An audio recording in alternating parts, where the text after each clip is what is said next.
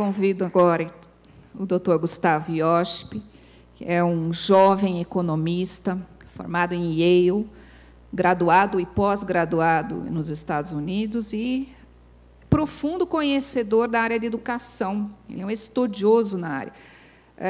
O Dr. Gustavo ele é talvez um cientista, Dr. Gustavo, dentro dessa área aí de logística, não sei, enfim, você vai colocar para nós aí toda a sua experiência, porque ele é extremamente eclético. Hoje eu almocei com ele e fiquei encantada com tudo que ele faz com tão pouca idade. E para nós é um prazer ver jovens no Brasil que tenham uma capacidade de entendimento da nossa política nacional, e em especial da educação, que é o que ele vai falar conosco. Ele também produziu filmes na área do futebol, né, com alguns times, fez uma porção de coisas. Gustavo, então, por gentileza, muito obrigado. A palavra é sua e agradeço o tempo que você vai passar conosco. O prazer é meu, obrigado pelo convite, obrigado pelo elogio da juventude, já comecei a palestra aqui no Lucro, mas obrigado realmente a vocês pelo convite. Para mim é muito raro ser convidado 2 vezes pela mesma entidade, porque as coisas que eu digo, especialmente na área de educação, não são muito próximas ao consenso brasileiro. Então, eu fico feliz de ser convidado novamente pelo Conselho de Farmácia, porque eu dei uma palestra em janeiro, se não me engano, desse ano, em São Paulo, em que metade da plateia queria me matar, então está bem, porque normalmente é 80%, 90%, e fico contente de ter esse convite aqui de novo. Então, se por acaso alguém não conseguir falar ou jogar uma pedra, um tomate, no fim da palestra, quiser me contactar depois, estão aqui os contatos, pode ser por e-mail ou por Twitter.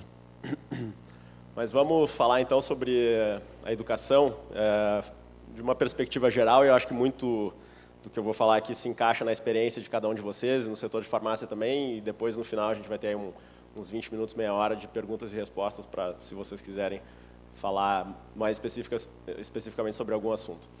Eu vou mostrar aqui uma série de dados e fatos sobre a educação brasileira, como é um cacoete de qualquer economista, e talvez vocês não vão se lembrar de todos. Então, se vocês tiverem que se lembrar de um só, eu pediria que fosse esse.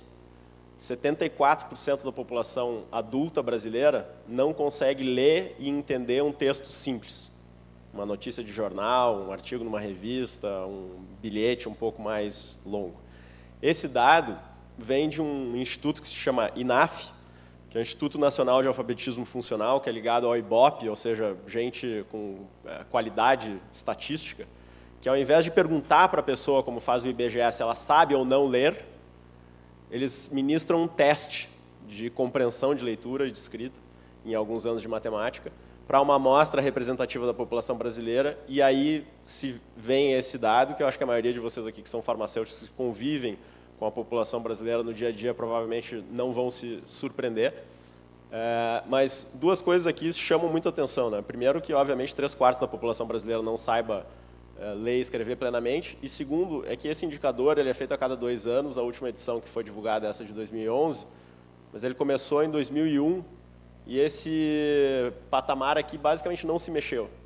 Era 74% em 2001, continua 74% em 2011. Então, às vezes a gente ouve falar no setor de educação, não, realmente, o Brasil tem problemas educacionais, mas é fruto de um passado em que as coisas não iam bem, agora as coisas já estão melhorando. Eu tive um intercâmbio de ideias que acho que o meu interlocutor não gostou muito, que na época era o ministro Fernando Haddad. Ele foi numa conferência promovida pela revista Exame e disse, não, realmente, se vocês olharem para a foto da educação brasileira, para a realidade atual, ela é ruim, ela nos deixa todos insatisfeitos, mas não podemos olhar para a foto, precisamos olhar para o filme, para ver como ele evolui, como as coisas estão melhorando e mudando ao longo do tempo. E eu logo depois intervi e disse, ministro, se isso é um filme de terror. E o que esse dado mostra é realmente isso, né? Há 10 anos a gente está basicamente estagnado. Então, não é verdadeiro a gente imaginar que esse problema da educação seja um problema da geração que agora está com 60, 70 anos e que agora todos os problemas estão resolvidos. Esse problema, na verdade, começa desde o início. Na primeira série do ensino, hoje primeiro ano do ensino fundamental, no Brasil, quase 1/4 dos alunos repetem de ano já desde a primeira série. Esse é um nível que só é comparado a países africanos. Quando a gente compara com os países desenvolvidos, como, enfim, da Europa, Estados Unidos, esse índice é basicamente zero. É quase que um rito de passagem, o sujeito estar na primeira série, ser alfabetizado e continua. Aqui a gente não consegue nem fazer isso no primeiro ano de escola, né, fazer a base do processo educacional, que é a alfabetização. E não é só uma questão de desenvolvimento. Essa é outra balela que se ouve muito quando se fala sobre a educação brasileira. Diz, não dá para esperar uma educação de primeiro mundo num país de terceiro mundo. Mas ocorre que a educação brasileira é de quinto mundo, não é nem de terceiro mundo. É muito pior do que seria esperado pelo nosso nível de renda e nosso nível de desenvolvimento. Quando a gente compara com outros países aqui, como México, Chile, Índia, que são países que são tão ou mais atrasados que o Brasil, tem problemas, às vezes as pessoas falam, não, mas o problema é da abolição da escravatura, que só aconteceu em 1888, cara, né, já faz quase mais de 120 anos. A gente não pode continuar vivendo desse passado e tendo esses problemas, mas mesmo assim, em outros países que têm uma herança histórica e cultural muito parecida com a nossa, olhem só a diferença. No Chile, por exemplo, 2% dos alunos repetem no primeiro ano, no Brasil é quase 10 vezes mais, 24%. E aí gera o quê? Gera uma bola de neve em que a qualidade começa ruim e, obviamente, um aluno que não foi plenamente alfabetizado na primeira série, nos primeiros anos do ensino fundamental, ele, obviamente, vai passar pelo resto da sua vida escolar aos trancos e barrancos. E aí isso se manifesta muito claramente quando a gente mede a qualidade do aprendizado. Então, hoje tem um teste que se chama PISA, que acho que muitos de vocês já ouviram falar, porque ele é bastante divulgado na imprensa, que é feito a cada 3 anos, os resultados de 2012 ainda não foram divulgados, que mede o aprendizado, a qualidade da educação para jovens de 15 anos de idade, quer dizer, já quase na reta final do processo educacional de educação básica. E entre 65 países que são mensurados, que são medidos no PISA, o Brasil fica nessas posições maravilhosas aí, 57º em matemática, 53º em linguagem e ciências. A gente está perto da Jordânia, de Montenegro e Trinidad e Tobago. Bela vizinhança.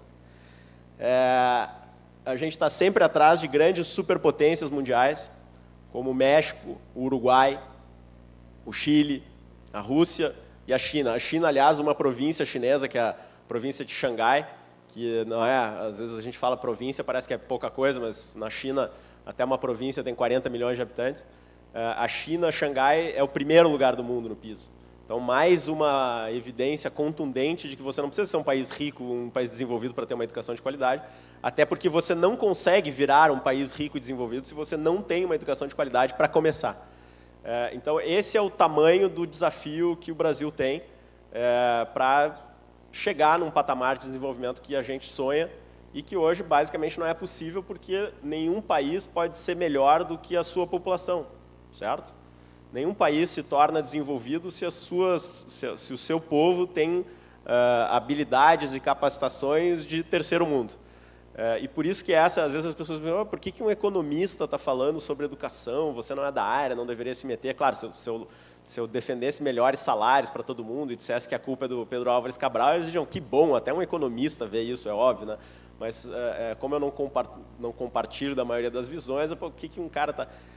Em primeiro lugar, existe uma área que é a área da economia da educação, que é a minha área, mas independentemente disso, a educação é uma preocupação para economistas e para todo mundo no Brasil, porque ela é a questão mais importante que atravanca o nosso desenvolvimento, que impede o nosso desenvolvimento. Então, ela é uma preocupação de economistas, de cientista político, de sociólogos, de pedagogos, e deveria também ser de farmacêuticos e de todas as outras profissões, de todos os cidadãos brasileiros, porque enquanto a gente não resolver essa questão educacional, não tenho dúvida que na época do conhecimento, na época da sociedade globalizada, é impossível você se desenvolver exportando commodities, exportando trigo, minério de ferro.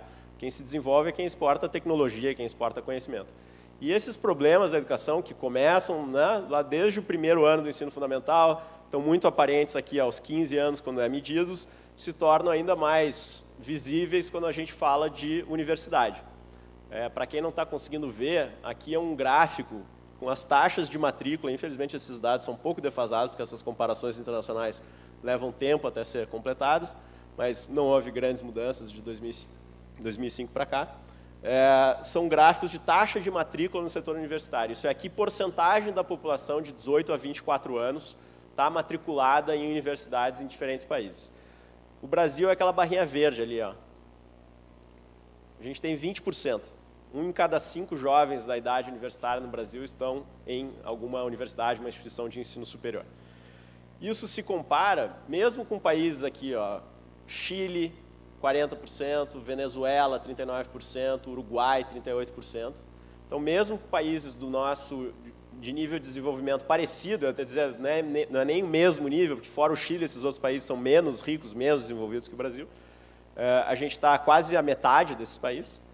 E quando você olha para os países desenvolvidos, a gente tem uma taxa de matrícula aí que vai entre 54% e 70% para a maioria dos países. Em alguns deles, como Coreia do Sul, Finlândia e Estados Unidos, a gente já está chegando perto de 100% de matrícula no ensino superior. Então vejam o tamanho da defasagem e o tamanho do problema brasileiro. No Brasil, a gente ainda está comemorando 100% de matrícula no ensino fundamental, que é algo que foi conquistado lá no começo do governo Fernando Henrique. Estamos comemorando que quase 100% das crianças estão na escola e a gente está convivendo num mundo em que vários países estão caminhando muito rapidamente para que 100% da sua população jovem esteja na universidade, no ensino superior. Como é que a gente vai competir, como é que a gente vai sobreviver no mundo em que 74% da nossa população não é plenamente alfabetizada e daqui a pouco 74% da população desse país vai ter diploma universitário?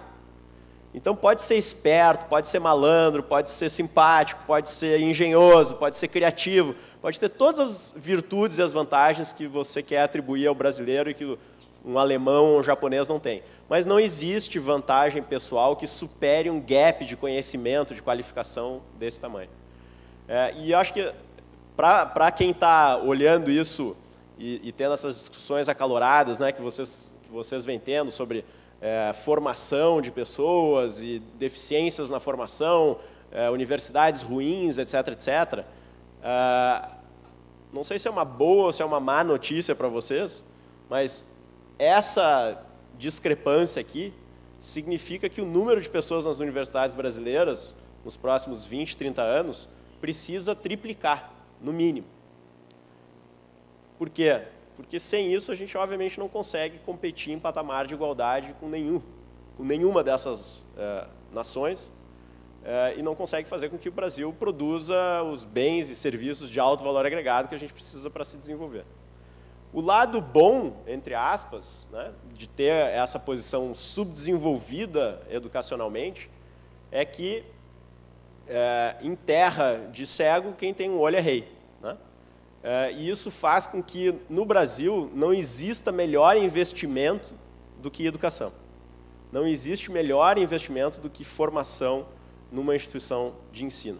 A economia da educação, uma das coisas que a gente faz é justamente medir o retorno ao investimento em educação. Assim como tem retorno ao investimento na poupança, em juros, em ação, você pode calcular o retorno na educação, que é basicamente quanto aquela pessoa investiu e quanto ela vai ganhar em troca, em termos puramente financeiros, monetários. Não estou nem falando aqui de preparação para a cidadania, valores democráticos, etc. Só olhando assim, o que custou em termos de grana e em termos de tempo, porque, claro, a pessoa que está estudando poderia estar trabalhando e ganhando dinheiro, o que custou para aquela pessoa e o que ela ganhou com aquilo, e aquilo que ela ganha é basicamente a diferença de salário entre uma pessoa que tem um nível educacional e a pessoa que tem um nível educacional abaixo dela. E olha só os dados. No Brasil, quem tem o primeiro ciclo do ensino fundamental, só os 5 primeiros anos, já tem uma taxa de retorno de 8% ao ano. Ensino médio já é 16% ao ano, então já bateu aqui CDI, já bateu Bolsa, já bateu poupança, já bateu todos esses outros investimentos. E no ensino superior é de 20% ao ano. É um dos países que tem a maior taxa de retorno ao ensino superior do mundo. Por que tem essa taxa tão alta? Porque é demanda e oferta. Quando você tem muito pouca gente sendo ofertada, obviamente aquelas pessoas conseguem capturar um prêmio, uma subida salarial maior do que as pessoas que não têm aquele nível educacional. E como muito poucas pessoas têm esse nível educacional, esse é um bem muito caro, né? Muito valoroso para aquelas pessoas que têm. essa discrepância é especialmente sentida no nível de ensino superior, como essa taxa de retorno ao ano já mostra.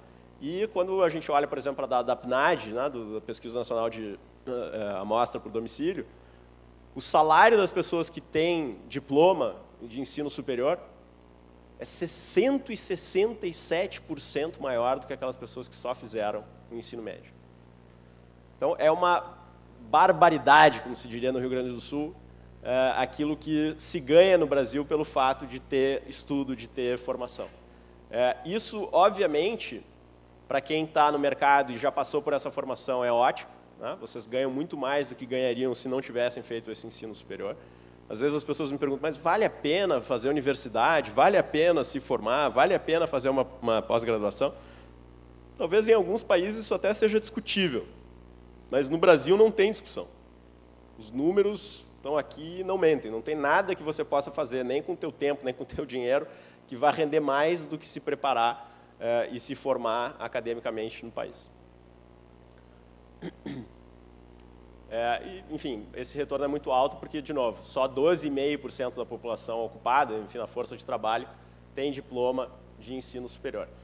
E isso, obviamente, não é só importante para a pessoa individualmente, mas quando a gente olha para a coletividade como um todo, a educação se torna um ativo estratégico para o país como um todo.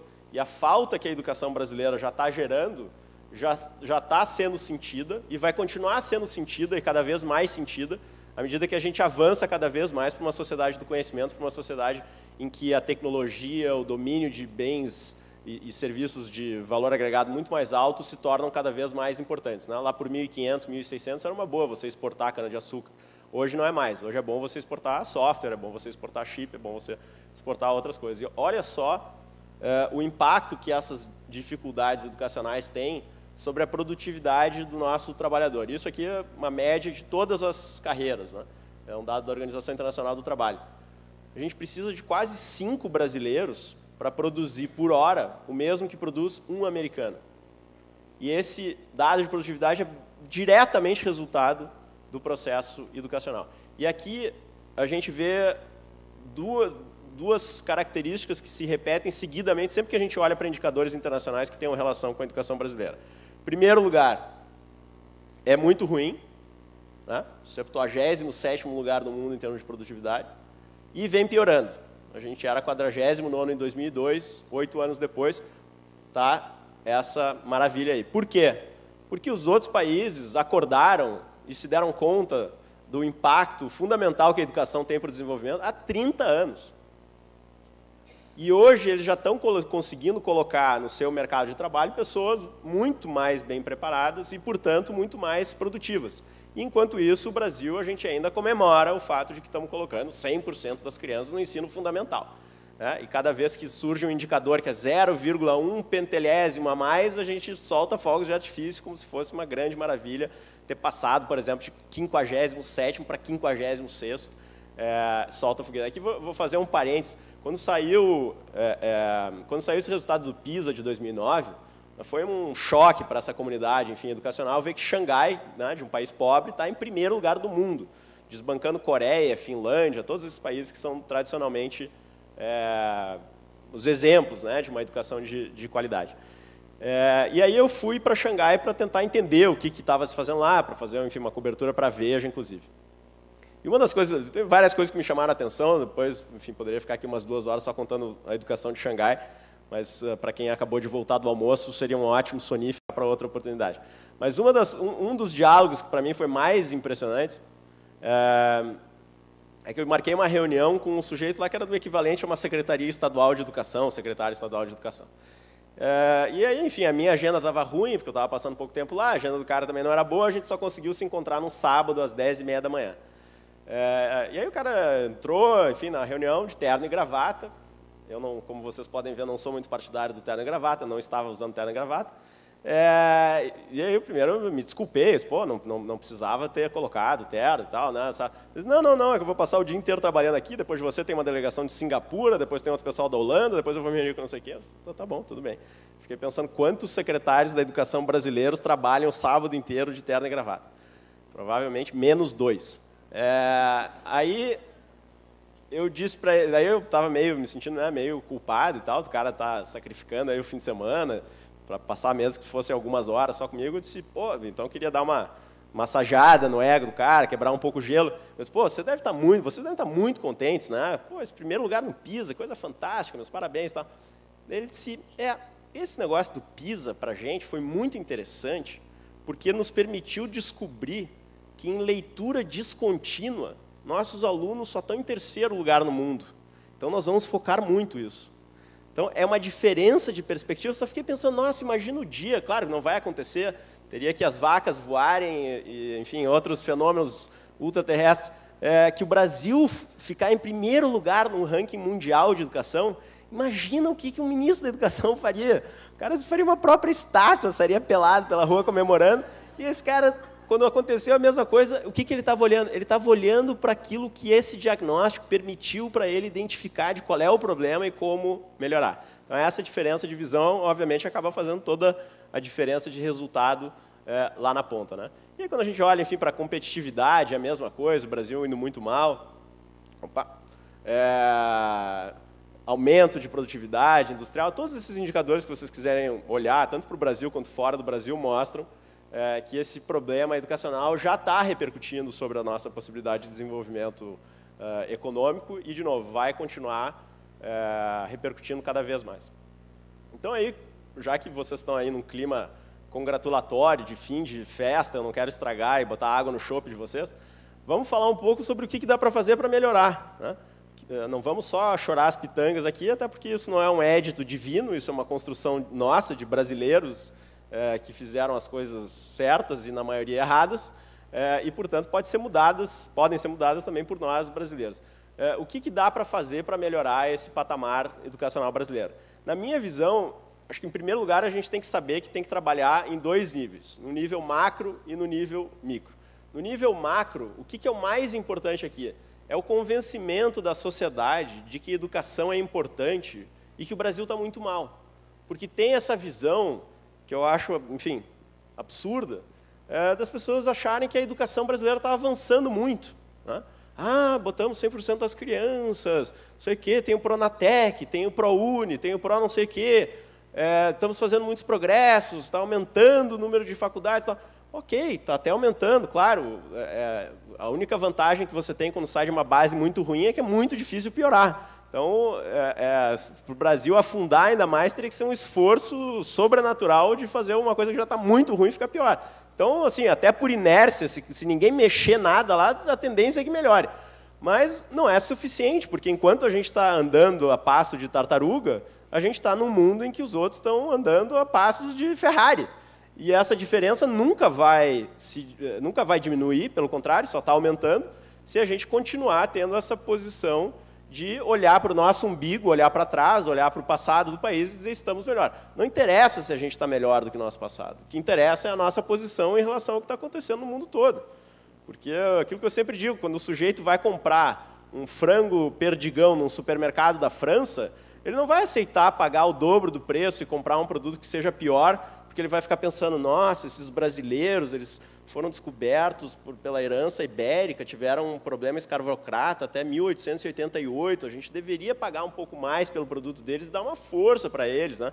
Não existe isso. A gente está inserido, né, num mundo competitivo, globalizado, em que não só a gente precisa ter essa competitividade para ir para fora, como precisa ter essa competitividade para sobreviver aqui dentro. Não me surpreenderia, aqui falando especificamente no caso de vocês, nem conheço a legislação e talvez tenha proteções de legislação, mas não me surpreenderia em nada se em pouco tempo as redes farmacêuticas americanas e europeias entrassem no Brasil e dominassem esse mercado. Porque é muito mais fácil para um país que tem esse arcabouço e esse histórico e esse acúmulo de pessoas preparadas, produtivas, que gera capital barato, que gera uma série de outros benefícios, que gera tecnologia de informação, gera condições de competitividade que a gente não tem como equiparar. Então, precisa, no mundo, enfim, empresarial, tem uma frase que diz, precisa face the brutal facts, né? Precisa encarar os fatos, mesmo quando eles são brutais, quando eles são inconfortáveis. E no Brasil, a única coisa que a gente não consegue fazer é isso. A gente está sempre arranjando um jeito de olhar, pode estar 10 coisas erradas, mas se tem uma dando certo, o cara vai falar só daquela uma coisa que está dando certo e vai achar que é fantástico. Tal. A gente precisa ver as 9, os 90% que a gente está fazendo de errado. E o problema é que a sociedade precisa ter isso como um valor. Então não adianta eu, meia dúzia de pessoas, pesquisadores da área, ficar falando sobre isso. É por isso que eu venho falar, enfim, com pessoas que não são da área. Porque enquanto não houver uma mobilização, uma demanda popular por educação de qualidade, esquece. Enquanto os pais de alunos estiverem tranquilos e satisfeitos com uma escola que é uma porcaria, por que um governante, um professor ou um diretor de escola, de universidade vai melhorar? Não tem nenhuma razão. O cara vai ter que trabalhar mais, vai ter que se esforçar mais, não vai ganhar mais por aquilo. Por que ele vai fazer isso? Só faz isso quando tem alguém cobrando. Eu, há uns 2 anos atrás, tive uma experiência que foi muito interessante, ainda que incrivelmente triste, de fazer uma semana, um programete do Jornal Nacional, que a gente pegava um avião e a cada dia, talvez alguns de vocês tenham visto, se lembrem, cada dia uma cidade do Brasil era sorteada, lá pelo Bonner e pela Fátima, e a gente ia para aquela cidade. Em cada cidade, visitava a pior escola no IDEB, eu falo um pouco mais sobre o IDEB daqui a pouco, e a melhor escola. E o que era impressionante é que quando a gente ia para as piores escolas, ir para a pior escola no Brasil, a escola é ruim mesmo. Assim, não é uma escola que está mais ou menos, a escola é ruim. Tipo, no IDEB, que é uma escala de 0 a 10, tinha escola com IDEB 1,1, 1,2, umas coisas assim, brabas. E o pior de tudo era, a gente sempre fazia assim, vamos na escola ruim de manhã, cedo, e depois vamos para a escola boa. Porque na escola ruim é bom ainda pegar o cara meio sonado e eles nos deixam entrar. Né? E o pior era, assim, na porta de entrada, falar com os pais daqueles alunos. E eu perguntava, o que você acha da escola do teu filho? Excelente. Eu digo, por que você acha excelente? Porque tem merenda, porque olha só como ela está bonita, porque ele tem livro, porque ele tem material didático, o professor é muito carinhoso, muito atencioso, papá. Tinha razões diferentes. Mas o mais preocupante, e que eu já sabia disso por pesquisa, mas é sempre pior, ou enfim, mais impactante você ver isso na realidade, né?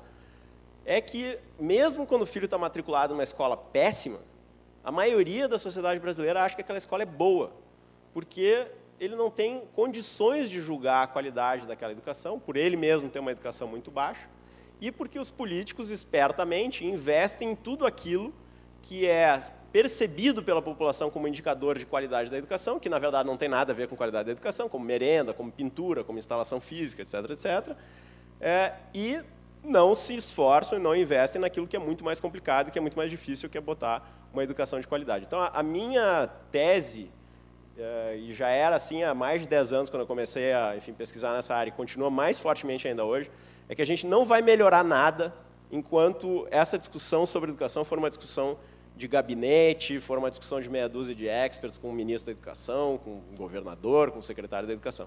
Essa é uma discussão que precisa ser encampada pela população, por entidades como vocês, por entidades representativas de classe, que tenham poder, de articulação, que entendam a dimensão do problema e que possam mudar o debate nacional sobre educação, que hoje é um debate único e exclusivamente focado em salário de professor, enquanto a gente vai investir, sendo que toda a pesquisa mostra que não existe relação entre volume de investimento e salário de professor e a qualidade do ensino que é ofertado. E, enquanto isso, a gente não debate nenhuma das coisas que são relevantes, nenhuma das coisas que são importantes e que vão ter resultado. O que a gente precisa é uma geração de pressão social por educação de qualidade. Esse é o termo-chave aqui. A gente fala muito em educação no Brasil, mas é sempre quantidade. Número de escolas, volume de dinheiro, salário, porcentagem do PIB. Agora, não sei se você sabe, mas o Congresso Nacional está discutindo um negócio que chama Plano Nacional da Educação. Quem já ouviu falar dessa discussão do Plano Nacional da Educação? Levanta a mão. A maioria, porque está todo o tempo na mídia. O que é o ponto principal do Plano Nacional da Educação?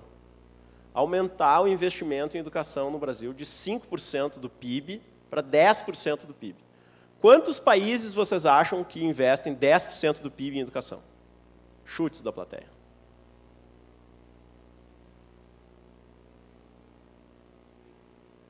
0. A resposta certa é 0. 0. Nenhum país investe isso. Quantos estudos vocês acham que tem que mostra que investir 10% ou 9% ou 8% do PIB em educação gera uma educação de qualidade. Zero. Quer ver outro caso interessante? Agora a grande moda é tecnologia, né? Tecnologia vai nos salvar de tudo. Tecnologia em sala de aula, smartboards, laptops, iPads, é tudo em inglês, é chique, é moderno, é simpático. Então, o governo do estado de São Paulo, né, a maior entidade federativa do Brasil, anunciou um ano e meio atrás, um programa que custaria bagatela de 5 bilhões de reais, não estou errando o número, 5 bilhões de reais, para colocar os smartboards, esses quadros inteligentes, lousas inteligentes, em todas as salas de aula da educação da rede estadual paulista. Esse smartboard é basicamente uma tela que é ligada à internet, então se o cara vai ensinar geografia, ele pode ir lá no Google Earth e acessar e mostrar, enfim, fazer o diabo. Coincidentemente, nessa época, eu estava escrevendo um artigo para a Veja justamente sobre essa questão e estava preparado para descer a lenha nesse programa, né? Porque eu conheço toda a pesquisa nessa área, a maioria da pesquisa mostra que nenhum desses programas tem qualquer impacto. O que vocês acham que acontece, por exemplo, num programa que distribui laptop para aluno, com conexão à internet, tudo bonitinho, funcionando legal, e aí o cara vai para a escola e vê uma aula que é uma porcaria. O que ele faz com o laptop? Facebook, claro. Por que não funciona? Porque se a aula é chata, você dá um laptop para o aluno, ele aprende menos ainda, porque aquilo que ele já era forçado, ele era cativo ali, ele precisava prestar atenção naquela aula ruim. Agora ele tem uma ferramenta de escape, ele usa a ferramenta de escape. Então, a maioria desses programas não dão certo. Então, eu já estava preparado para descer a lenha nesse negócio, mas aí, para não ser leviano, né, tem a responsabilidade de escrever num veículo e tal, que vai ser lido por muitas pessoas, liguei para a Secretaria de Comunicação da Educação de São Paulo, dizendo, olha, estou escrevendo um artigo assim, assim, assim, assado, quero falar sobre esse programa de vocês. A minha posição, enfim, a minha percepção, a minha opinião é de que esses programas não surtem efeitos, é negativa, mas queria que vocês, por favor, compartilhassem comigo os estudos que vocês fizeram que orientaram essa decisão, porque certamente uma decisão de 5 bilhões de reais não foi tomada assim com alguém levantando o dedo para o céu, né? Aí passou um dia, passou 2 dias, passou 3 dias, 4 dias, eu tive que adiar a entrega do artigo. Na semana seguinte, a moça lá da secretaria me volta, está aqui o documento que embasou a nossa decisão. Dou um docinho para quem acertar o que era esse documento. Quem se anima? O quê? Era uma carta do fabricante. Era uma carta do fabricante do equipamento, dizendo, nós testamos em 18 cidades do interior do estado de São Paulo, a instalação da lousa mágica, os resultados foram excepcionais, 25% de melhoria no aprendizado em uma, 19% em outra, e tal, assinado o presidente da Dell. Mas que coincidência, né? Quem está fornecendo o equipamento? A Dell. Aí eu voltei para... eu disse, putz... Daí eu fiquei assim, tipo, publico, não publico esse negócio, porque essa menina vai ser demitida e tal, isso aqui vai ser chato. Daí eu disse, olha, eu vou ignorar esse que você me mandou, tá? Faz de conta que eu nunca recebi. Eu só quero saber os estudos. Então, o cara está dizendo que fez os estudos, me manda o estudo. O estudo. Tá. 1, 2 dias, 3 dias, 5 dias, uma semana, volta o e-mail dizendo, não temos estudo, é só essa carta. Essa é a lógica, é só um microcosmo, né, dessa discussão educacional brasileira. O que importa é gastar muito dinheiro, fazer coisas que pareçam ser modernas, fazer coisa que tem grande impacto midiático, que vai ser bem recebida pela população, porque certamente os pais e os alunos vão olhar para aquele negócio e dizer, uau, isso aqui é muito bacana, estão investindo na gente, que legal, e que não tem nenhum resultado. E se enquanto isso acontecer, nós aqui, as pessoas que dependem do conhecimento, que valorizam o conhecimento, que são patrióticas e que querem ver um país melhor, ficarmos calados, não vai mudar nunca. Porque não são as pessoas que têm pouco nível educacional, que não sabem o que está acontecendo, que são ludibriadas por essa iniciativa que vão protestar, até porque elas não têm voz política, mal e mal são alfabetizadas, como a gente viu aquele dado no início. Então, a primeira área e mais importante é essa área macro. Depois, a gente precisa olhar para o nível micro também. Porque o que eu vejo no Brasil de pessoas que são formadas em universidade, ou às vezes têm mestrado, doutorado, e que está se lixando para a educação do filho, coloca o filho numa escola medíocre e acha que seu papel está encerrado e acabou. Esses dias uma pessoa, nem vou dizer o nome para não embaraçá-la, mas, enfim, um sociólogo bem importante no Brasil disse: escola boa é escola perto de casa. Eu disse: não, escola boa é escola boa. Onde ela está localizada é um pouco irrelevante. Então, cada um de nós também, além de fazer essa pressão macro, precisa cuidar do seu próprio quintal. Precisa cuidar da escola do filho, precisa interferir na escola do filho. Quem é dono de farmácia e tem empregados que têm menos condições, precisa ajudar essas pessoas.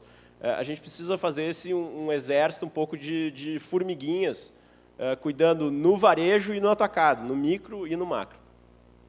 E aí, para encerrar, para não dizer que eu não ofereci nada concreto, eu queria vender um peixe aqui, mas que eu fico satisfeito de vender, porque eu não tem nenhum dinheiro envolvido, é só pro bono, que é uma ideia de ação macro, que talvez alguns de vocês tenham lido a respeito, que está se espalhando um pouco pelo Brasil, que é o que eu chamo do IDEB na escola, que é o quê? Que é colocar uma placa na porta de todas as escolas públicas brasileiras com o IDEB daquela escola. O que é o IDEB? O IDEB é uma nota de 0 a 10 que toda escola pública brasileira tem, que é resultado de um exame aplicado aos alunos daquela escola, que se chama Prova Brasil, isso determina 50% desse score, e o índice de repetência, de mobilidade das crianças ao longo das séries, que também é um bom indicativo da qualidade da escola. Então, essa nota de 0 a 10 tem algumas vantagens. Primeiro, ela é muito fácil de entender, certo? Mesmo quem é semi-analfabeto, quem não conhece muito de educação, sabe, numa escala de 0 a 10, que 1, 2 ou 3 não está bom e que 8, 9, 10 está bom, né? Então, é algo que mesmo as pessoas mais humildes e com menor nível educacional podem entender. Em segundo lugar, ela é uma escala muito boa. Ela não é uma escala arbitrária, não é que alguém do Ministério da Educação olhou lá para aquela escola e resolveu dar uma nota. Não é que nem a nota que os professores dão para os alunos. É uma nota que é baseada em dados objetivos. Não tem como eu achar que é melhor ou que é pior. Não, o sujeito faz uma prova, demonstra o seu conhecimento, ele é aprovado ou é reprovado. Então, é uma escala bastante boa, ela mede muito bem a qualidade real de cada escola. E ela é facilmente compreensível. E aí eu vendi essa ideia, o Nizam Guanais, publicitário, colocou aí todo o talento da equipe dele para desenhar essa placa, eu vou mostrá-la aqui um pouco para frente. E a ideia é única e exclusivamente colocar o resultado daquela escola, para que o pai do aluno que vai largar o seu filho na escola de manhã todos os dias, ou aqueles que não vão todos os dias, uma vez por mês ou uma vez por semestre, em algum momento seja confrontado com a realidade daquela escola. E se é uma escola que está muito mal, ele precisa saber que ela está muito mal, porque uma das coisas que mais me chamava a atenção é assim, quando eu falava com esses pais, perguntava o que você acha da educação, a educação é ótima. E eu não conseguia me conter, estragava a festa dos caras, e dizia: você conhece o IDEB? Não. O que é o IDEB? O IDEB, nota 0 a 10, isso é a mesma coisa que eu expliquei para vocês. Quanto você acha que é o IDEB da escola do seu filho? Ah, deve ser uns 8, 9. Eu dizia: 2. O cara ficava chocado. Tem um papo no Brasil muito preconceituoso, muito escroto, com perdão do termo, que é assim, de que pobre não se importa. Pobre não valoriza o conhecimento, pobre não valoriza a educação. Isso é uma mentira total e absoluta. Pobre, rico, todo mundo tem amor pelo seu filho e quer ver o desenvolvimento do seu filho. Alguns têm mais instrumentos e mais condições de entender, mas quando você dá a uma pessoa humilde a condição de entender aquilo que está acontecendo na vida do seu filho, aquilo é importante para o sonho, para o projeto de vida que aquele filho vai ter ao longo da sua vida, essa pessoa se importa e se importa muito. Então, o que a gente precisa fazer? A gente precisa instrumentalizar a população como um todo. Precisa fazer com que cada pessoa, mesmo que ela não se importe com educação, não entenda nada de educação, nem nunca tenha visto nada, que ela bata o olho naquilo e diga: opa, essa escola do meu filho está muito ruim, então ou eu vou fazer alguma coisa para tentar cobrar, para tentar ajudar, ou eu vou colocar o meu filho numa outra escola. Mas, de qualquer jeito, gera uma pressão. O que é importante desse negócio é que assim, não é ranking. Às vezes as pessoas ficam... A esquerda brasileira tem uma obsessão, assim, tipo, ranking é uma coisa muito ruim, ranking é um bicho do diabo. Isso aqui não é ranking, nem vou entrar nessa discussão se é ou não é. Isso aqui não é ranking, não está dizendo essa escola aqui é a 5ª pior escola da cidade, é a 18ª melhor. Não é isso, não tem nenhuma comparação entre escolas, é só a nota daquela escola, para que a comunidade tenha o direito de saber como é que a escola do filho dela está indo. Isso pode ser feito tanto por uma decisão do executivo, quer dizer, do prefeito, do governador, mas o que eu defendo e a maneira como vem sendo feito na maioria dos casos é algo que passa por uma lei. E aí vocês vão... Eu imagino que tem alguns de vocês que estejam olhando isso, não, essa ideia é muito legal e tal, bacana, mas o que eu tenho a ver com isso? Nada. Sabe o que é surpreendente no Brasil? É como a democracia brasileira é tão deficiente e a cultura democrática no Brasil é tão inexistente. Basta, às vezes, 3 ou 4 pessoas numa cidade ligar para um vereador e dizer: eu tenho um projeto de lei que eu gostaria que o senhor abraçasse, e vira lei. Eu fiquei impressionado com esse negócio de, para aprovar a lei, vai ser um negócio incrível, vai ser demorado, vai ser uma mobilização do cacete, e tal, anos e tal. Às vezes o processo é tão simples quanto 4 ou 5 pessoas pegar um telefone e dizer: o vereador ou deputado estadual, o senhor devia olhar esse negócio, o senhor devia implementar esse negócio, nós gostaríamos que o senhor fizesse esse negócio. Os políticos respondem, porque não tem gente cobrando em geral. Se tiver uma pequena cobrança, já faz uma diferença. E aí, basicamente, a única coisa que eu fiz nesse negócio foi, enfim, mobilizar essas pessoas, comunizar e tal, e apresentar um pacote completo. Então, para quem se interessar, pode ir nesse site aqui, idebnaescola.org.br, bem fácil de decorar, e tudo está lá. Tem o layout, como é que a placa deve ser feita, um manual de instalação, onde é que ela deve ser colocada, como deve ser colocada, que dimensões deve... Tudo está lá. É só olhar, seguir aquelas normas, pode encaminhar aquilo como projeto de lei. No próprio site tem uma lista de cidades e estados que já implementaram isso. Já tem alguns... O estado de Minas Gerais já entrou, o estado de Goiás já entrou, a cidade do Rio de Janeiro, Vitória, no Espírito Santo, enfim, tem acho que uns 15, 20 lugares que já entraram, que eu sei, tem muitos lugares que eu nem sei, porque isso vai se multiplicando, né, sem eu ter conhecimento de todos os lugares em que isso acontece, mas que, inclusive, eu coloquei lá os projetos de lei que foram aprovados em cada uma dessas cidades, cada um desses estados. Então, se o parlamentar preferido de vocês for vagabundo, basta vocês downloadarem o material que está lá, manda para o cara, ele faz um copy-paste, pode apresentar a mesma coisa, só diz para ele trocar o nome do município ou o nome do estado, para não ter problema do cara aprovar uma lei para outra cidade. Mas nesse site tem tudo isso lá, e é incrível para mim, surpreendente, como o engajamento assim, de cidadãos simples, normais, não é tipo, sei lá, o mega empresário, o padre, o representante sindical, não, pessoa normal, eleitor, que entra em contato com o seu representante legal, o seu representante democrático, e a pessoa abraça isso. Então, para todos vocês que se sentem indignados, porque no Brasil o que mais tem é indignado. Todo mundo está indignado, você é indignado, indignado. Só que as pessoas não vão fazer nada. É uma indignação fantástica. Né? Eu adoro o cara assim, taxista. Né? O taxista passa 20 minutos praguejando contra Deus e o mundo, uma bandalheira, político, blá, blá. Aí que termina a corrida, você paga, eu peço recibo, ele diz: o valor do recibo é igual do taxímetro? Ele não se dá conta que essa violação ética é a mesma violação ética que os congressistas estão fazendo. Claro, o cara só consegue gerar uma violação ética pequenininha, ou ajudar numa violação ética pequenininha, porque ele não tem muito poder. Se ele tivesse mais poder, ele estaria no Congresso, estaria roubando milhões. Mas aqui o princípio é basicamente o mesmo. Vamos sair da indignação e vamos passar para a ação. Vamos fazer coisas. E cada um aqui, qualquer pessoa pode fazer e pode fazer um pouco para ajudar. Então, se vocês querem reclamar, reclamem. Mas, ao mesmo tempo, atuem. Se não querem atuar, pelo menos não reclamem, porque aí eu acho uma certa inconsistência. A placa é essa aqui. Esse aqui é o layout da placa.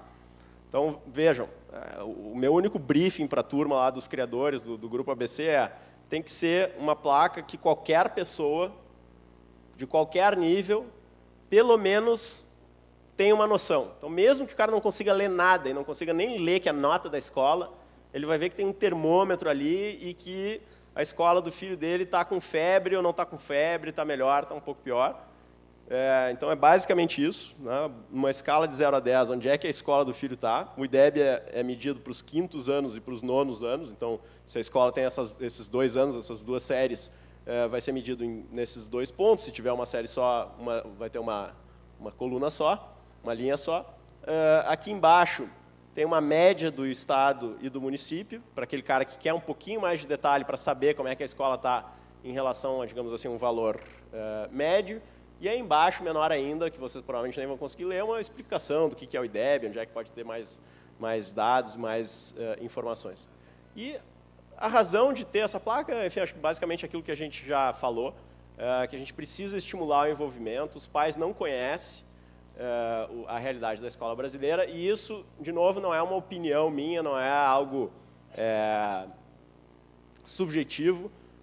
Tem uma pesquisa que é muito interessante, que é do INEP, que é um órgão do Ministério da Educação, que alguns anos atrás pediu para que os pais de alunos da escola pública, de novo, uma amostra representativa da população brasileira, um estudo bem feito, não é aquelas pesquisas que o cara sai perguntando para o seu primo e para os seus amigos, para que eles digam o que eles querem ouvir, pediu para que os pais da escola pública brasileira dessem uma nota para a escola do filho. E a qualidade do ensino, foram avaliadas várias dimensões, né? Desde a merenda até a qualidade do ensino. A nota média que foi dada pelos pais brasileiros para a qualidade do ensino da escola do seu filho, e lembre-se, nós estamos falando aqui só de escola pública, numa escala de 0 a 10 foi 8,6. 8,6. E qual era o IDEB daquele mesmo ano? 3,2. Então vejam o tamanho do descompasso da diferença. A nossa realidade nesse ano que foi feita a pesquisa era 3,2 e a percepção era 8,6. A gente tem uma realidade de África subsaariana e uma percepção de realidade finlandesa ou francesa. E enquanto isso durar, obviamente não vai haver engajamento por qualidade da educação. As pessoas falam, o Brasil, as pessoas são muito acomodadas, elas não fazem nada e tal. Blá, blá. Ok, até tem um lado disso, concedo. Mas o outro problema é assim, como é que você vai pedir engajamento e mobilização para uma pessoa mudar e melhorar alguma coisa se ela acha que essa coisa já está no 86%? Obviamente que ela não vai. Ela vai se preocupar com outras questões, saúde, que é uma questão muito premente, que a pessoa sabe quando ela não está se sentindo bem, violência, segurança, trânsito, essas coisas que as pessoas veem e sabem. Agora, se educação, que é um bem difícil de mensurar, especialmente para quem tem um nível educacional mais baixo, a pessoa tem uma percepção de que numa escala de 0 a 10 está em 8,6, obviamente a pessoa não vai se mobilizar. Então a gente precisa de alguma ferramenta para dar um choque, para acordar a população de todos os lugares, de todos os níveis, de todos os estratos, para que essa população se engaje e participe mais.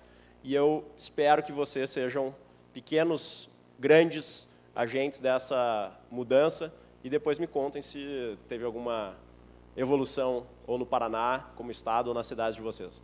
E agora abro para perguntas, que eu já falei demais. Muito obrigado.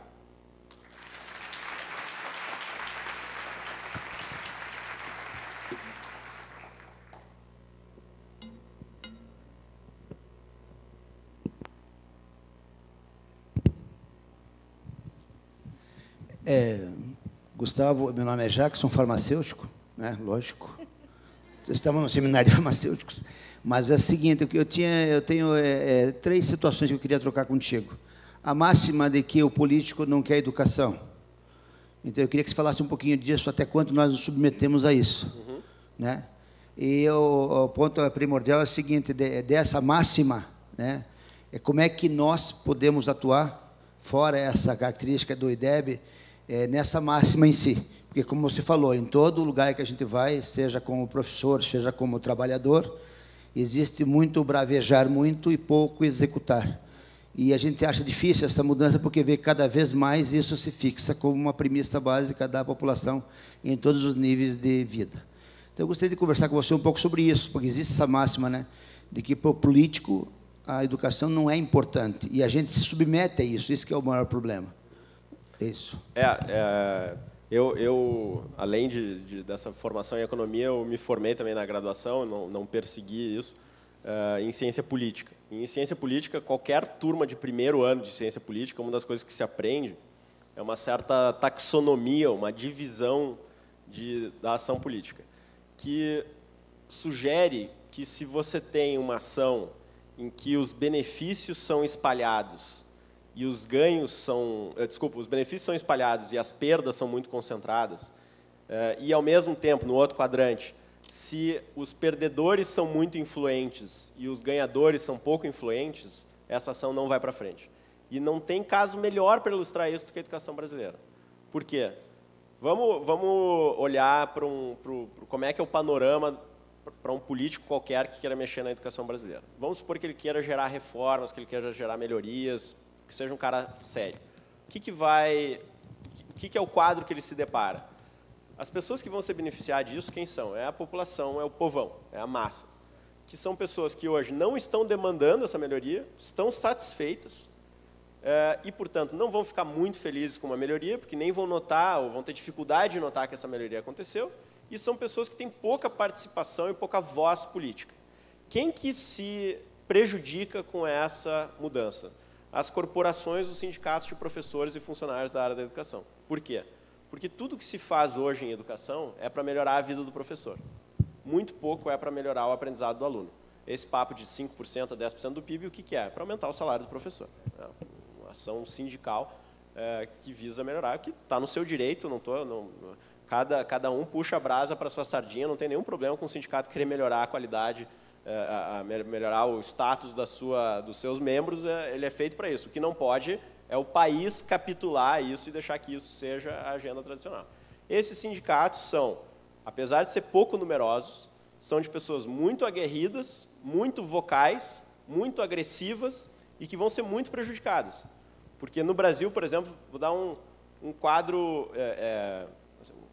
uma questão básica, mas para você ver o tamanho do problema. A relação entre funcionários da educação e professores no Brasil é de 3 funcionários para cada 2 professores. Nos países desenvolvidos, é 2 professores para cada 1 funcionário. É o oposto. Só o que se gasta no Brasil com esses funcionários excedentes, entre aspas, com pessoas que, se a gente tivesse o mesmo patamar dos países desenvolvidos, a gente não precisaria desses funcionários, ou seja, em português, claro, este monumental cabide de empregos que virou a área da educação, seria uma economia de 46 bilhões de reais por ano. 46 bilhões de reais por ano. Então, obviamente, uma categoria que está prestes a ver 46 bilhões de reais sendo questionados, sendo colocados em risco, ela vai se manifestar, ela vai ser contra como são. Você vê, eu não conheço, infelizmente, muito bem a realidade paranaense, mas você vê programas de reforma em São Paulo, em Minas Gerais, em gestões passadas no Rio Grande do Sul, no Ceará. O que acontece? Greve dos professores. Na cidade do Rio de Janeiro agora, greve de 2 meses. Então, é uma categoria que se mobiliza, grita, protesta, para. Eu vou contar um caso que eu acho que é bem simbólico de como é que é esse negócio. Não vou citar o nome da pessoa aqui para não embaraçá-la. Um governador, ex-governador, de um estado do Nordeste, que, enfim, lê o que eu escrevo e tal, já faz um tempo, já faz uns 5 anos, gostaria muito de te conhecer e tal, bababá, quando eu for a São Paulo, claro, com prazer, vem aí, vamos tomar um café. E aí o cara veio, ele me disse o seguinte: Gustavo, quando eu entrei no poder, quando eu virei governador, um estado do Nordeste, pobre, enfim, com todas aquelas questões, a minha prioridade 1, 2 e 3 era a educação. Eu queria revolucionar a educação do meu estado, eu queria gerar uma educação de ótima qualidade, eu estava disposto a fazer o que precisasse ser feito para melhorar a educação. Bom, passei 3 anos e meio, quase 4 anos, as turras, brigando com o sindicato, mas muita coisa eu consegui implementar. Chegou 3 meses antes da eleição, o sindicato, que é ligado a partidos políticos de extrema esquerda, enfim, que nesse caso era oposição ao governador, declarou uma greve pedindo, não vou lembrar agora de cabeça, pedindo um aumento salarial de 40%, diminuição de carga trabalhista de 30%, enfim, algo absolutamente inatingível e inalcançável. Então, assim, uma greve total, eminentemente, transparentemente política. Decretaram essa greve e ele me disse, eu tomei uma posição firme, eu não vou capitular. Isso aqui é ruim, primeiro quebra a finança do Estado, mas de qualquer jeito, é ruim para os alunos, é ruim para o interesse da população, isso aqui é uma corporação querendo extrair uma vantagem para si, eu não vou capitular. E ele essa greve durou quase 3 meses. Ele me disse que, nem sei, enfim, os detalhes, mas ele me disse que invadiram o palácio, tomaram banho na piscina do palácio do governador, enfim, fizeram todo um escarcéu. E o que ele me dizia? Eu andava pelas ruas, crente que a população ia me adorar por aquilo, porque eu estava enfrentando uma briga com uma corporação muito específica, que queria benefício para si, em favor daquilo que é importante, Mas como essa população tem essa visão de que a educação está tudo bem, e que o problema é o salário dos professores, o que acontecia? Ele me dizendo, quando eu andava pelas ruas, a única coisa que eu ouvia era mães dizendo, pelo amor de Deus, o senhor tem que atender o pedido desses coitadinhos, desses professores, e acabar com essa greve, porque eu não consigo trabalhar. Meu filho, não, já deixei com a vizinha, já deixei com a parente, já deixei com a... Não consigo fazer. O senhor tem que acabar com esse negócio, o senhor tem que acabar com esse negócio, o senhor tem que acabar com esse negócio.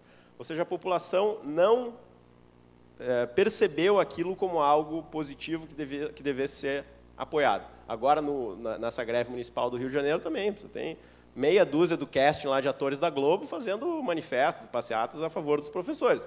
Claro, colocando seus filhos nas melhores escolas particulares, não tem nada a ver com aquilo. Então, é bonito você defender, né, pimenta no olho dos outros é refresco. E aí, esse governador foi para a reeleição e perdeu a reeleição. E ele me disse, eu não tenho a menor dúvida de que eu perdi a reeleição única e exclusivamente por causa dessa greve. Perdeu por uma margem muito pequena e tal. A gestão antes disso estava super bem aprovada e tal. E ele me disse, Gustavo, se algum dia eu voltar à política, para algum cargo eletivo, eu nunca mais toco nessa questão da educação. Quando ele me disse isso, por um lado, eu fiquei, pô, mas né, que decepção e tal. Mas, por outro lado, como alguém que já, enfim, estudou ciência política, é absolutamente lógico, racional e razoável que o cara pense assim. Porque o que um político precisa? O político precisa de voto. Sem voto, pode ser o político com a melhor ideia, sério, tal, o cara não tem poder. Então, ele precisa se alinhar com aquilo que dá voto. O que é o problema da educação no Brasil hoje nessa questão política? É que a educação de qualidade não só não dá voto, como tira voto. Porque a população não está alinhada com essa busca de interesse e tem uma corporação muito barulhenta, muito vocal, muito agressiva, que luta pelo outro lado. Então, por isso que me parece que, enquanto a gente quiser fazer um convencimento de políticos, através dos melhores argumentos que sejam, e não mexer nesse substrato da população, fazer a população entender que a escola do filho não é boa, que precisa mudar, que os problemas não são de salário de professor, de volume de investimento, tal, que o buraco é muito mais embaixo, tem outras coisas que precisam ser feitas, eu acho que nenhum político racional, lógico, vai realmente mexer. Não é porque as pessoas falam, tem um complô, os políticos não se interessam para que o povo fique mais inteligente. Teoria da conspiração você sempre encontra, né, para qualquer área. Mas não precisa teoria da conspiração. O comportamento do político brasileiro é lógico, é esperado, é racional, é aquilo que qualquer livro, texto de primeiro ano de ciência política diria que é.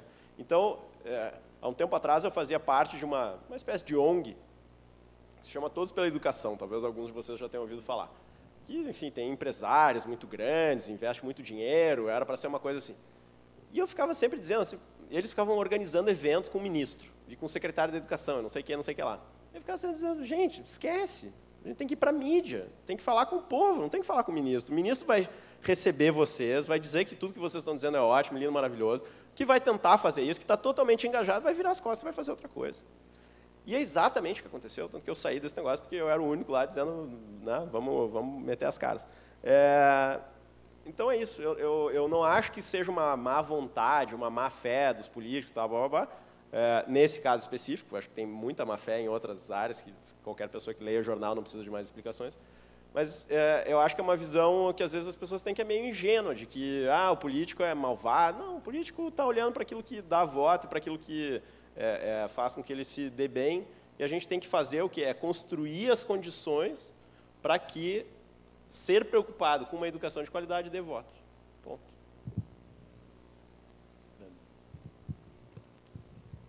Boa tarde. Meu nome é Mônica, sou farmacêutica, ex-professora universitária e, hoje em dia, eu sou da gestão do SUS e trabalho, uma das minhas atividades é em relação à capacitação dos profissionais em serviço. Então, eu queria que você falasse, eu sei que você vai me dizer que você não conhece a área especificamente de educação farmacêutica, mas nem precisa, porque eu queria lhe perguntar a respeito de estratégias que nós possamos utilizar para a formação desse profissional em serviço. Então, aquela pessoa que trabalha o dia inteiro, a semana inteira, via de regra, pessoas comprometidas e que realmente despendem um grande esforço físico e de tempo nas suas atividades e que precisam ser chamadas a poder ainda empregar um outro tempo, né, diverso daquele, para poder se capacitar, não só pelo benefício próprio, mas principalmente na qualidade da atenção para a população, e de você tecer algum comentário em relação à utilização de metodologia presencial e à distância para esse público em específico. Obrigada. só uma questão de ordem. Eu gostaria de fazer que todos fizessem as perguntas e o doutor Gustavo respondesse. Pode ser? Então, todas as perguntas junto? Então, eu vou precisar de alguém para ir tomando nota, que senão eu vou me esquecer. Alguém pode anotar as perguntas? A Anne anota aqui. Tá.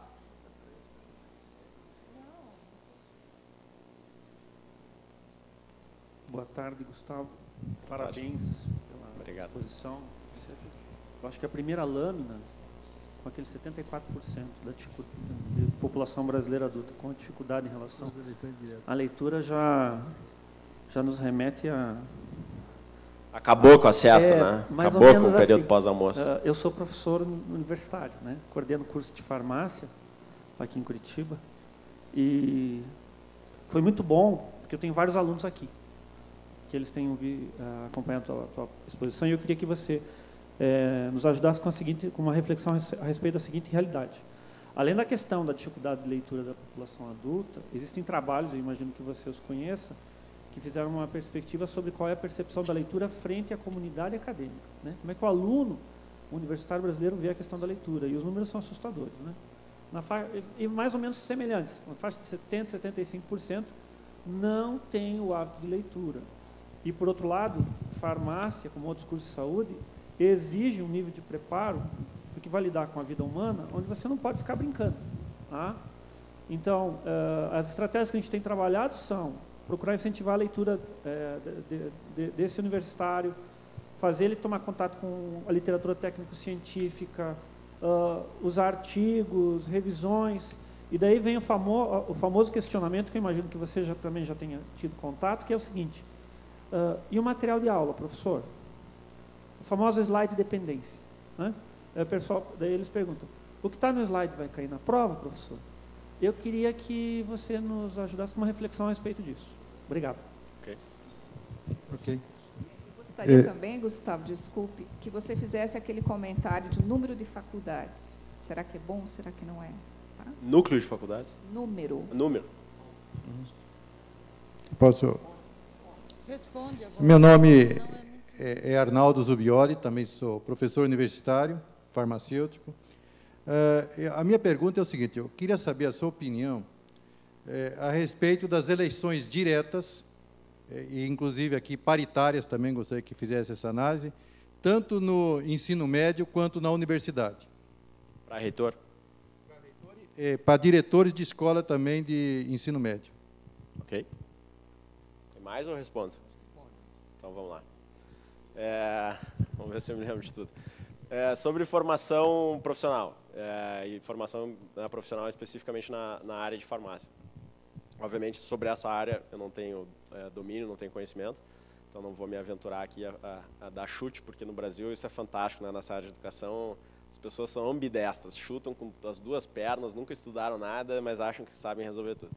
Mas, então, assim, de modo muito genérico e conceitual, a minha primeira dica e primeira recomendação, sempre que se fala de educação, é da diferença, até tinha aí algum slide, é a diferença entre a educação baseada na experiência pessoal, no feeling, no achômetro, na lógica e naquilo que os americanos, enfim, a escola anglo-saxã chama de fact-based. Essa, para mim, é a diferença primeira, crucial e mais importante. Chutando, 95% dos programas educacionais brasileiros, em todos os níveis, são feitos porque alguém teve alguma ideia e pensa que tem uma lógica que aquilo vai dar certo. E já tem 50 estudos empíricos publicados em revista acadêmica, com todo rigor, que mostram que aquilo dá certo ou não dá certo. O caminho para fazer qualquer política não é olhar para a nossa experiência pessoal, olhar para a nossa lógica, olhar para a nossa opinião, olhar para aquilo que faz sentido. É buscar aquilo que a literatura mostra que tem resultado ou não. Porque eu aposto que para qualquer questão, mesmo dentro da área específica de farmácia, tem um corpo de literatura, um corpo de pesquisa, que mostra que tipo de encaminhamento faz mais sentido, que tipo de encaminhamento faz menos sentido. Em geral, em formação profissional, que eu acho que é a grande deficiência do Brasil, e aí de novo falando genericamente, não sei se é o caso em farmácia, é que no Brasil a gente tem ojeriza ao lucro, ao mercado e a integração entre a vida acadêmica e a vida profissional e ao mundo empresarial.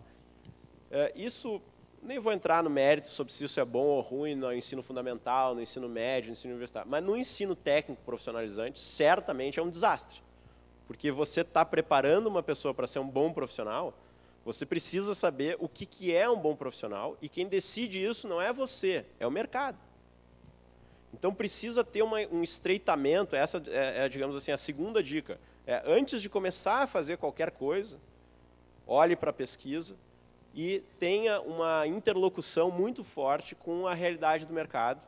Não pense que aquilo que o mercado faz, não sabe, a pessoa não sabe o que está falando, coitada, é uma ignorante, não leu. Não, se aquilo que o mercado precisa é muito menos ou muito diferente daquilo que a gente imagina que seja o ideal, não interessa, a gente tem que fazer aquilo que tem carência. Porque se você faz um curso profissionalizante que é dissociado da realidade do mercado, não adianta para nada. E esse curso vai ser o curso que o aluno não vai se interessar. Então, muitas vezes eu ouço, não só profissionalizante, universidade, ensino médio, fundamental. Os alunos não se interessam mais. Mas a aula é chata pra cacete. O professor não sabe passar aquele conhecimento. Não tem domínio da matéria. É claro que o aluno não se interessa. Não se interessa porque a aula é chata. Porque não tem, a minha visão, em primeiro lugar, não tem ninguém que não possa aprender e não tem nenhuma área do conhecimento que não possa ser tornada interessante. Sempre que eu estou lendo alguma coisa, putz, isso aqui é um saco, que coisa chata esse negócio, eu fico pensando, tem umas 50 mil pessoas que devotaram a vida inteira delas para aquela área. Sabe o que eu faço? Eu vou atrás dessas pessoas. Vou ler, vou me informar e tal. E aí você descobre que a coisa é fascinante, porque senão as pessoas provavelmente não se apaixonariam. Então você tem que achar a maneira de transmitir aquele fascínio para essas pessoas, mas especialmente no ensino técnico, profissionalizante, voltado para a realidade que aquela pessoa vai encontrar no mercado. Porque, como você falou, é uma pessoa que trabalha, é uma pessoa que tem pouco tempo, é uma pessoa que ela quer resultado. Eu te diria, de cara, inverte a proposição. Dizer, não é primordialmente que ela está fazendo aquele curso para o bem da clientela. Ela está fazendo aquele curso para o bem dela. Ela está procurando um step a mais na sua carreira, ela está procurando um enriquecimento, ela está procurando uma promoção, o que seja. Não tem nada de errado com isso. Então, especialmente nesse nível profissionalizante, focar em atender a demanda que aquela pessoa tem em relação ao mercado que ela vai encontrar. Sobre a questão de ensino presencial versus ensino online, ainda é uma área que tem relativamente pouca pesquisa, porque essa área de ensino online, enfim, as primeiras pessoas em níveis consideráveis estão começando a entrar no mercado agora, né? Então, eu não me sinto confortável para te dizer assim, a pesquisa empírica diz isso. O que as pesquisas têm mostrado até agora, mas, de novo, não com abrangência que nos permita ter uma decisão, uma conclusão assim, muito séria, é que é indiferente, que o presencial e o remoto e a distância se equivalem. E eu acho que tem uma certa lógica que seja assim, porque um tem ganhos e outro tem perdas, né? O ganho do remoto é que você tem a chance de ter melhores professores do mundo, no limite. Eu faço muito esses MOOCs, né? Massive Open Online Course. Eu estou na minha casa, eu faço aula com um professor de Stanford, de Harvard, isso realmente é uma coisa maravilhosa. Mas, por outro lado, eu e acho que 95% das pessoas que fazem esse negócio nunca terminam. Porque você tem 50 outras coisas fazendo, você não tem a disciplina de sentar lá 1h30 na frente do computador todos os dias. Blá, blá, blá. Então, um economista chama um trade-off, é uma troca, né? Quando você faz o presencial, você vai ter aula com um professor teoricamente um pouco pior, mas você vai ter os alunos, você vai ter aquele comprometimento, você vai aparecer, você vai lá e tal.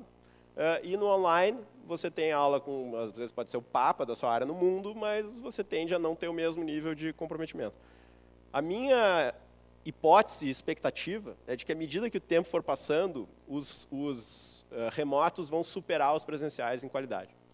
Porque tem uma analogia muito interessante que eu estava lendo esses tempos, que quando o cinema foi inventado, quando a câmera de cinema foi inventada, a primeira coisa que se fez em Paris com essas câmeras foi filmar peça de teatro.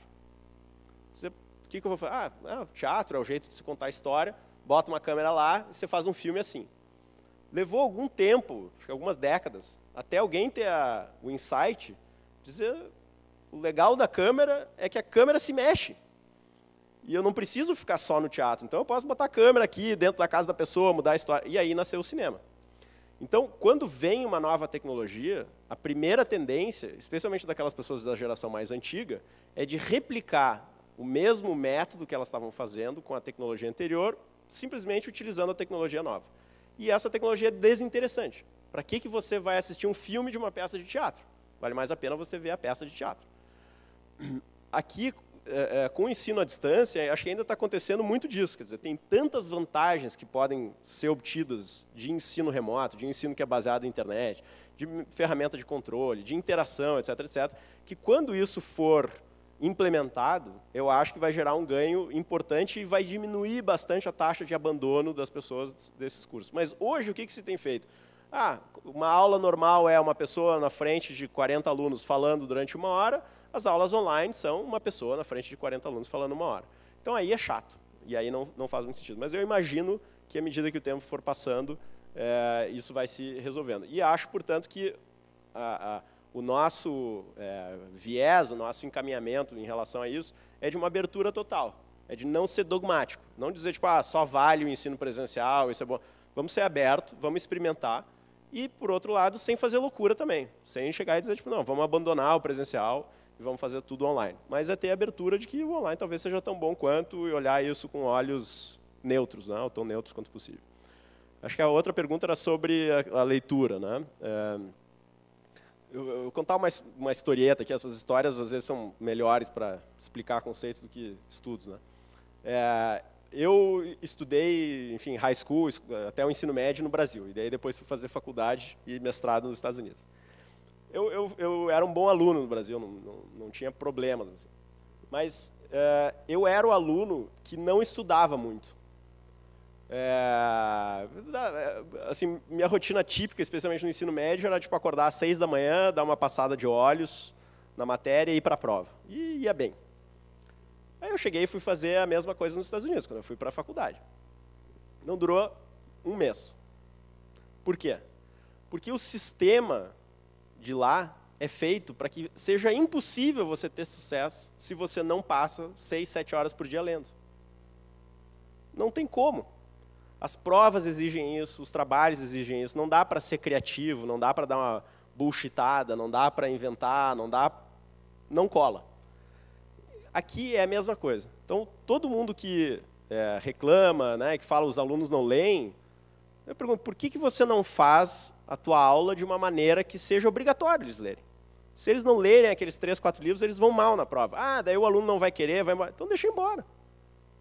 Se você não consegue, se a escolha é entre talvez afugentar pessoas e fazer algo que você não acredita, que você está se violentando, que você acha que é uma oferta de qualidade ruim, acho que aí, enfim, vai da consciência de cada pessoa. Mas a minha visão pessoal vai embora.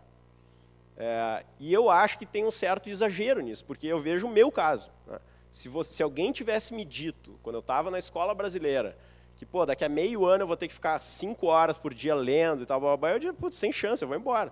Só que eu cheguei lá, o modelo era esse e eu me adaptei. As pessoas se adaptam.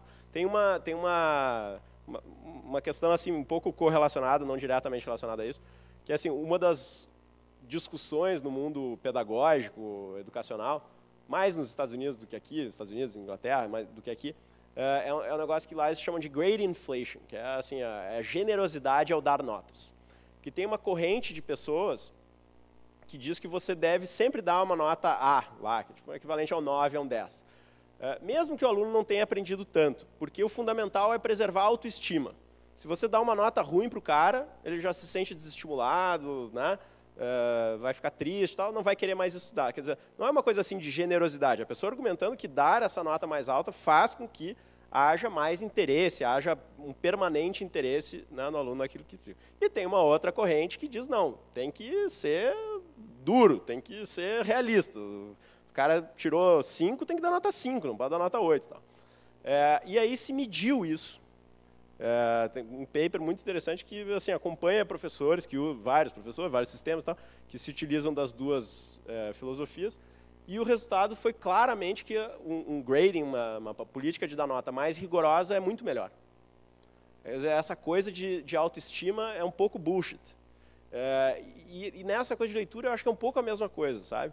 Se você cria uma cultura em que o sujeito precisa ler, senão ele não vai conseguir dar conta do curso, e o cara vai reclamar, vai dizer que ele trabalha, papapá. Eu não estou ignorando que tem diferenças entre um tipo de universidade e outro, e tal, papapá. Mas eu acho que você sempre consegue empurrar o sarrafo um pouco mais para cima. E acho, surpreendentemente, que os professores que puxam o sarrafo mais para cima podem não ser muito populares durante o curso, mas são aqueles que são mais populares ao longo da vida dos seus alunos e são aqueles que os seus alunos mais agradecem, né? Me lembro quando eu estava na escola, eu achava os professores legais, cara que liberava 10 minutos antes, que era parceiro, que era brother e tal, blá, blá, blá. Hoje eu acho esse cara um babaca, que estava descumprindo o seu mandato profissional, e agradeço e fico feliz que eu tive muitos professores que, enfim, que eram chatos, que insistiam, que incomodavam, porque com esses caras eu aprendi. Então é uma questão de perspectiva também. Se você quer ser popular no curto prazo, talvez não seja, né, um bom caminho, mas eu acho que você consegue ser popular no longo prazo, cumprir a função de professor, fazer com que esses alunos tenham um aprendizado muito mais sólido, se você fizer uma agência e né, elevar o sarrafo. Terceira pergunta, se não me...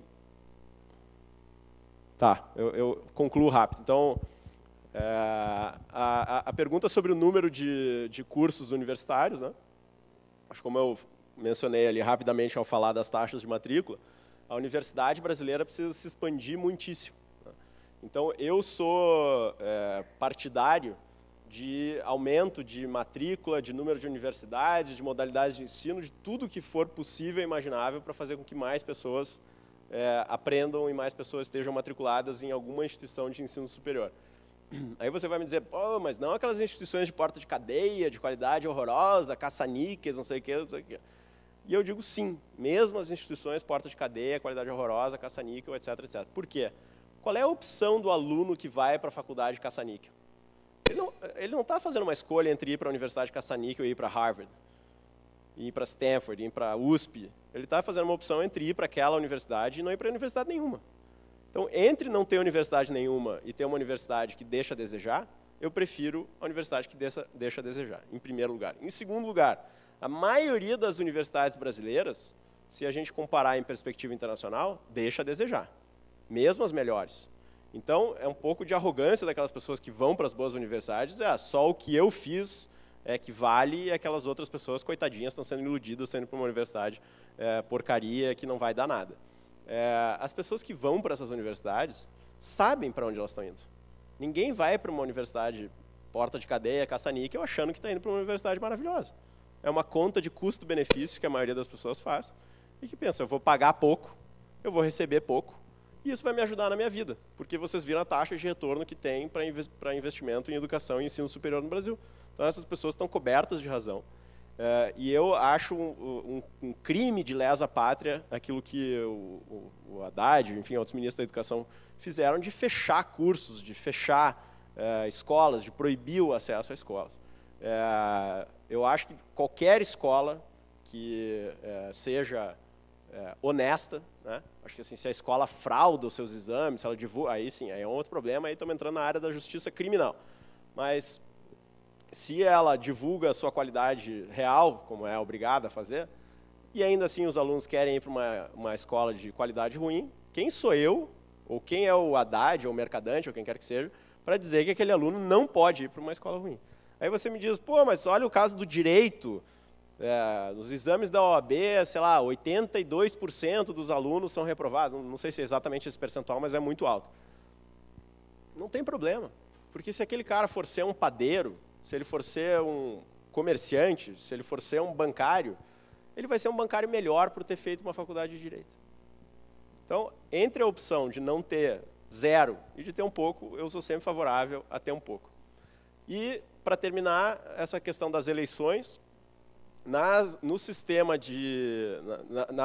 o sistema de escolha de diretor de escola de ensino fundamental, médio, de ensino de educação básica, tem algumas pesquisas que mostram que o melhor jeito é um que faz prova nos candidatos, seleciona os 2 ou 3 melhores, e com esses 2 ou 3 melhores faz um processo de eleição, faz um processo de votação, em que essas pessoas são escolhidas.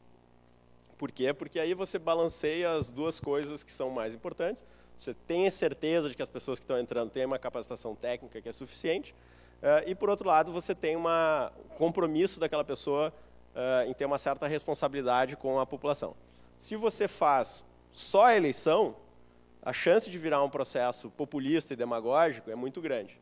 Eu já tive numa escola, visitei uma escola em Goiânia, por exemplo, que a diretora foi eleita, né, pela comunidade, um negócio assim, só a comunidade vota, e essa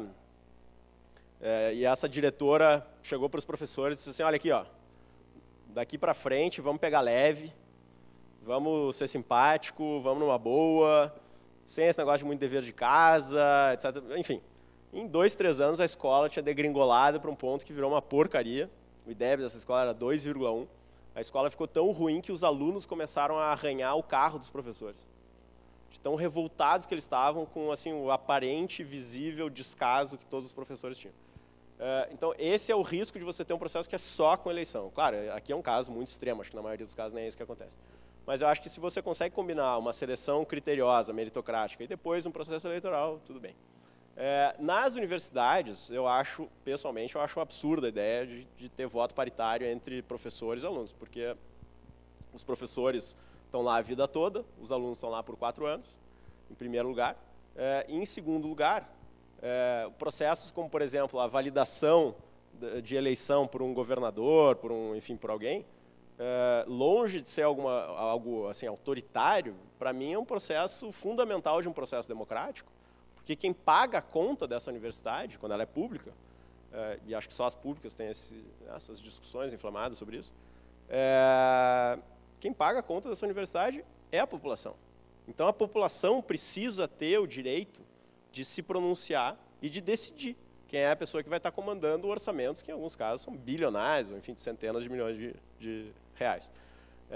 Então, acho que os interesses de longo prazo das instituições são bastante diferentes dos interesses de curto prazo dos alunos. Acho que os alunos podem ter uma participação, devem ter uma participação, mas deve ser uma participação minoritária, porque quem vai estar com aquela universidade no longo prazo são os professores, são os diretores, e que é importante, é bom que esse processo seja referendado por uma autoridade democraticamente eleita. Obrigado, tem que pegar um voo. Obrigada, doutor Gustavo.